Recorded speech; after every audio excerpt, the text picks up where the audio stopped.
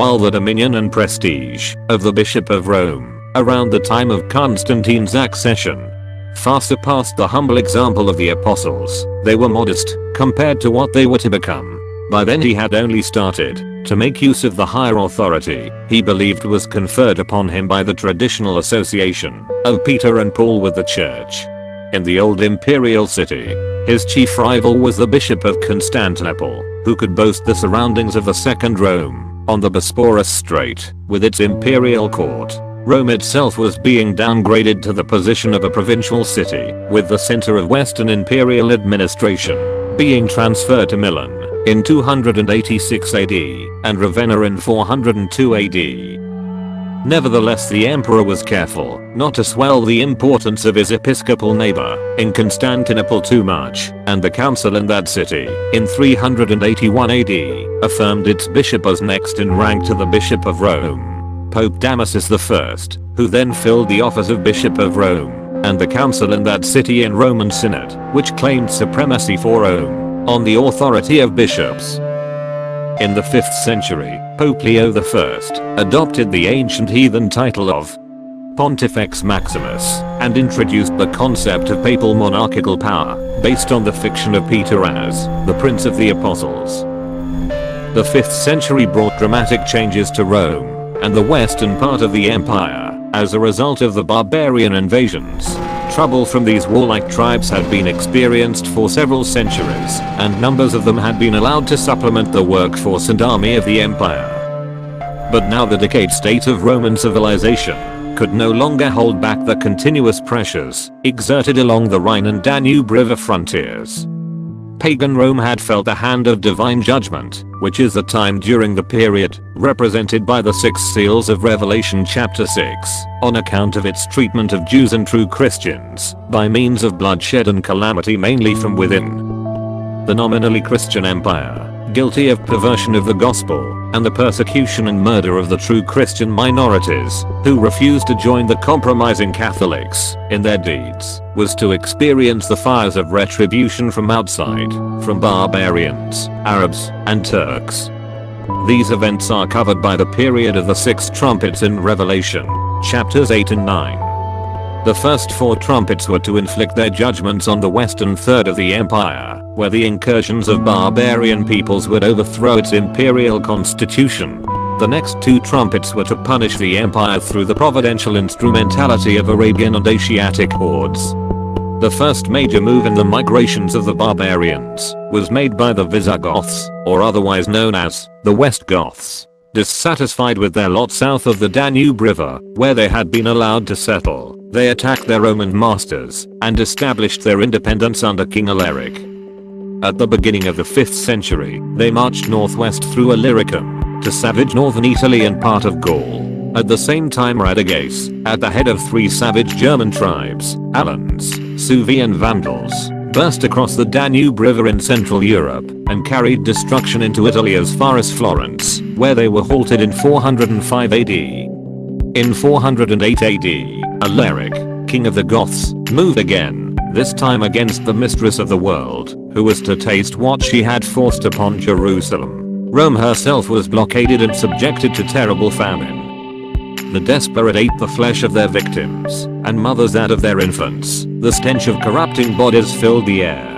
In August 410 AD, the city fell, and she experienced the fury of the Goths within her walls. While penetrating to the southern tip of Italy, Alaric died, and the hail and fire, mingled with blood, subsided, having afflicted the western third of the empire. As seen in Revelation 8 verse 7. The first angel sounded, and there followed hail and fire, mingled with blood, and they were cast upon the earth. And the third part of trees was burnt up, and all green grass was burnt up. A decade later, the Visigoths established a kingdom in Spain and southern Gaul. Meanwhile, the Vandals had migrated across the Rhine River, through Gaul to southern Spain. Under Genseric they crossed into Africa, occupied Carthage and formed a large navy, with which to devastate the Roman seaboard, in the western Mediterranean. In 455 AD, Rome was pillaged, being saved from total destruction by the intercession of Pope Leo I. Enormous naval battles were fought, one with over 1,000 Roman ships, and the third part of the sea became blood. As stated in Revelation 8 verse 8. And the second angel sounded, and as it were a great mountain burning with fire, was cast into the sea. And the third part of the sea became blood, and the third part of the creatures which were in the sea, and had life, died. And the third part of the ships were destroyed. Simultaneously with the maritime Vandal incursions, the Huns under Attila invaded the empire from Eastern Europe. Between 450 and 452 AD, this burning star fell upon the third part of the rivers, and upon the fountains of the waters, the valleys of the Rhine and northern Gaul, and the Alpine regions of northern Italy. Again as stated in Revelation 8 verse 10. And the third angel sounded, and there fell a great star from heaven, burning as it were a lamp, and it fell upon the third part of the rivers, and upon the fountains of waters. And the name of the star is called Wormwood. And the third part of the waters became wormwood. And many men died of the waters, because they were made bitter. Pope Leo's intercession in this case also, which helped save Rome from the devastation of this Hun, who earned the description, the scourge of God. Eventually, came the final eclipse of Roman rule, in the western third of the empire, as represented by the fourth trumpet, in Revelation 8 verse 12. And the fourth angel sounded, and the third part of the sun was smitten, and the third part of the moon, and the third part of the stars, so as the third part of them was darkened, and the day shone, not for a third part of it, and the night likewise. Firstly, Odoacer, in 476 AD, king of a group of barbarians, composed mainly of early Germanic heralds, deposed Emperor Romulus Augustulus, the feeble appointee of the Huns, and, with the agreement of the powerless Senate and reluctant toleration of Emperor Zeno in Constantinople, had himself proclaimed patrician of Rome. But it was left to Theodoric the Ostrogoth, from East Goth, to complete the fatal thrust to the imperial head of the Roman dragon. Advancing from the eastern part of the empire, he led his nation against Odoacer between 589 to 493 AD, and finally established a Gothic kingdom in Italy, which, by treaties and conquests, grew to incorporate the barbarian kingdoms of Western Europe. But so great was the admiration of the conquerors of the Western Roman Empire for what they had conquered, that they adopted the style, customs and governmental institutions of their subjects, thereby grafting a seventh head, the Gothic, onto the Roman dragon. The eastern part of the empire, however, was to retain its imperial constitution for another 1,000 years before it would succumb to the Muslims. The Saracen and Turkish invasions, represented by the fifth and sixth angel trumpets in Revelation chapter 9, would bring woes principally upon the Greek Catholics, culminating in the fall of Constantinople in 1453. The Gothic kingdom in Italy was only to continue a little while, as earlier seen in Revelation 17 verse 10. The Eastern Emperor, Justinian, sent his generals to quieten the Vandals in North Africa and also re-establish imperial rule in the Italian peninsula. Between 535 and 555 AD, a series of battles between Romans and Goths ravaged the area, causing terrible slaughter. Rome's inhabitants were reduced to dreadful famine and deprivation, and for one period of 40 days or more, they were completely exiled from the city, which remained in darkness and solitude. The arms from the east eventually triumphed, and an exarch of lieutenant was installed in Ravenna to govern the shadowy remnants of former glory. Rome itself was degraded to second rank among the cities of the empire. How far and hard had the mistress of the world fallen? An exceptional state of things now arose in Rome. We behold the rapid growth of papal power and the continuation of its moral and political influence. This had commenced under Leo I, and was further promoted by Justinian's pragmatic sanction in 554 AD, which conferred on the Roman bishop the superintendence of, and authority over, the provincial and municipal government. At the same time, however, the Bishop of Constantinople seemed to secure the lead in the battle for the position of universal patriarch. Surprisingly, it was the introduction of another barbarian horn into the divided Western Empire that brought about the full development of the papacy. The Lombards were initially hired by the Eastern Roman Emperor to help control the menacing Goths, but once settled into Italy, they developed ideas of expansion on their own account. In 581 AD, Pope Pelagius II appealed to the emperor for help against Lombard oppression, but the imperial power could do little. Pope Gregory I, a man of strong personality, was left to his own resources to manage both church and state. He paid the army, provisioned and maintained the city, and negotiated treaties with the barbarian foe. Pope and people joined in the defense of their common interests, and the ties with Constantinople diminished. Nevertheless, Pope Boniface III obtained from Emperor Phocas the decree that the Apostolic Church of Rome was head of all the churches. The practical need for Rome to keep going, despite the climate of imperial impotence, provided both the opportunity and the stimulus for the popes to seize temporal power. Later, in the 8th century, papal claims to territorial rule in Italy would be supported by the production of a fraudulent decretal will, allegedly originating with Constantine. The Saracen invasion of the Eastern Empire worked to the same end. The spiritual competition between the churches and bishops of Alexandria, Jerusalem and Antioch evaporated under Muslim domination, so that the narrowed field of ecclesiastical arbitration settled on Rome as the ultimate court of appeal.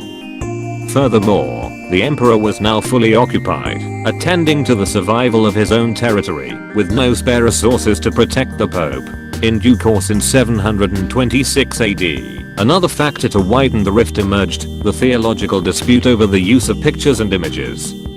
Emperor Leo III and his iconoclast, that is image breaker supporters, saw them as fostering idolatry, while Pope Gregory II and his successors justified them as aids to the faith of the illiterate. The issue would last for decades, with its ultimate resolution in favor of the use of images, enhancing papal authority.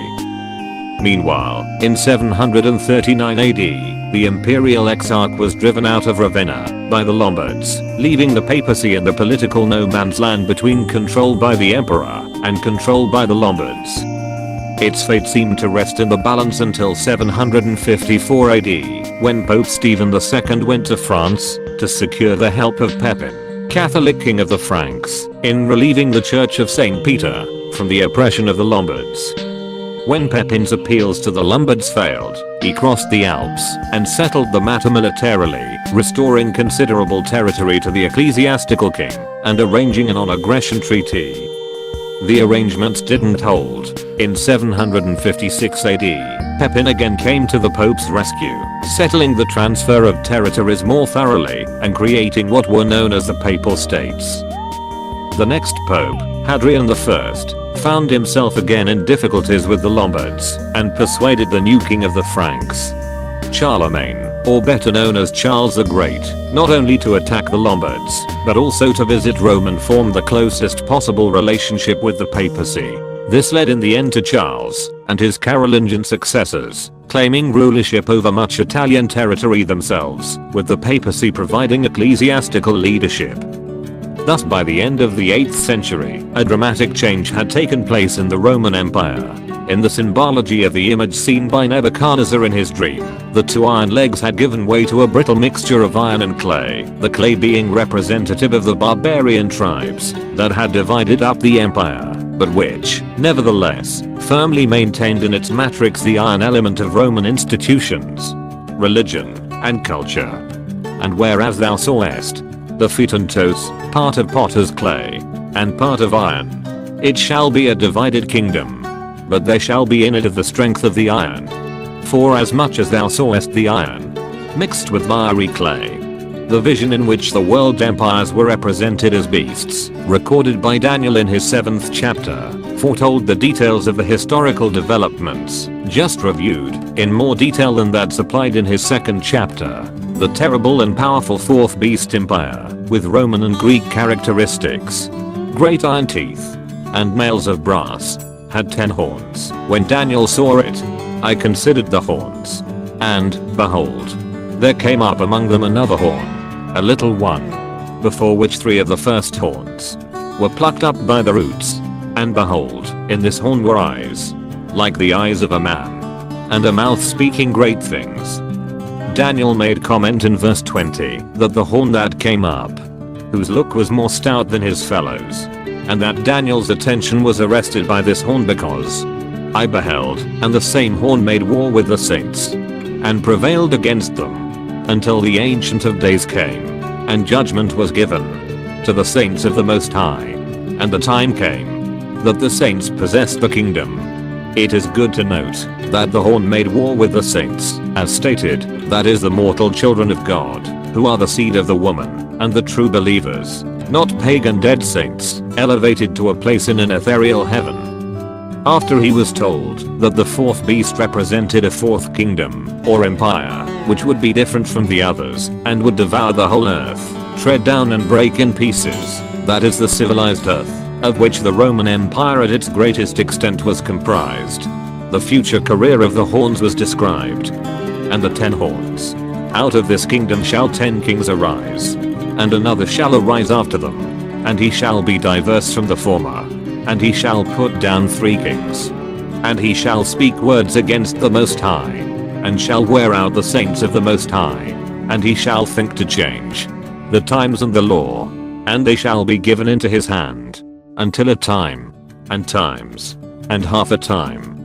The 10 horn kingdoms which arose out of the Roman Empire, and inherited a connection with it, were created by the barbarians, and can probably be identified as follows. Visigoths, Vandals, Huns, Suevi, Alans, Bavarians, Gepids, Franks, Burgundians, and Lombards. The horn that was little, compared to the military strength of the others, yet diverse from them, in that it had a stouter appearance, eyes like a man, a mouth uttering great things against God, and which persecuted his children, finds its complete fulfillment in the papacy, together with the territorial acquisitions of the papal states. The 3 horns from those listed, that were plucked up by the roots, from the Italian peninsula, for the benefit of the emerging little horn, were the Huns, the Vandals and the Lombards. The last were evicted by Charles the Great, the Frank, in 774 AD. This acquisition of Lombard territories added to papal power and prestige, which had been so significantly advanced by Pope Gregory I. When his successor, Pope Boniface III, who previously had been Gregory's ambassador at Constantinople, obtained the decree of papal supremacy in 607 AD.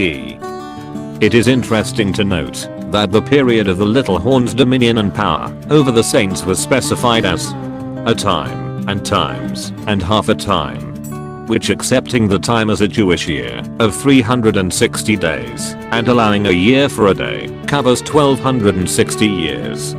Taking the commencement of the little horn's power as 607 AD, the termination thereof would fall in 1867, only 3 years before the acknowledged total end of temporal power. In 1870, following the unification of Italy, in fact, the whole of the papal states, with the exception of Rome itself, had been annexed by the Kingdom of Sardinia by 1860.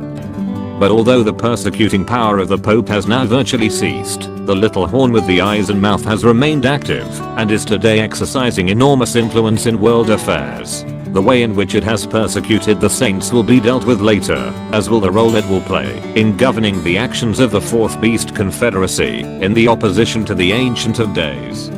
Looking back over the period of history we have covered, it is possible to see how the removal of anti-Catholic paganism, the one that restrained, permitted the revelation of the man of sin, the lawless one, the now fully grown papal man of sin, with the eyes like the eyes of a man, and the great ecclesiastical mouth, was the product of the church woman, who had emerged from the Ephar, and found her resting place in the eternal city of the 7 hills, Rome.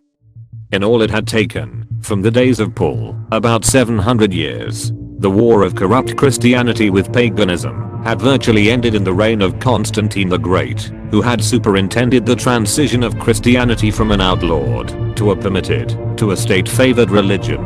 Anti-Catholic paganism had received one last lease of life under Emperor Julian, but from then on Christianity was the official religion of the empire. However, the amazing development of the man of sin in Rome, as an emperor over an imperial church, diffused throughout a disintegrating empire, took several more centuries, the opportunities being created by the transfer of the Roman dragon throne to Constantinople, and the destruction of imperial rule in the west through the barbarian invasions. The Gothic head of government that emerged did not last long, and upon its demise, rule from Rome was eclipsed in utter darkness. But the Roman Catholic Church arose from the ruins of the city as the reincarnation of the empire, clad in the traditions of the past, tyranny that is biblically styled Babylon the Great. We must now turn our attention to the way in which Catholic doctrines and tenets which corrupted original Christianity carried on the old pagan traditions of the Roman serpent. Thank you for watching. Subscribe to get notifications of new videos. Like, share and comment below.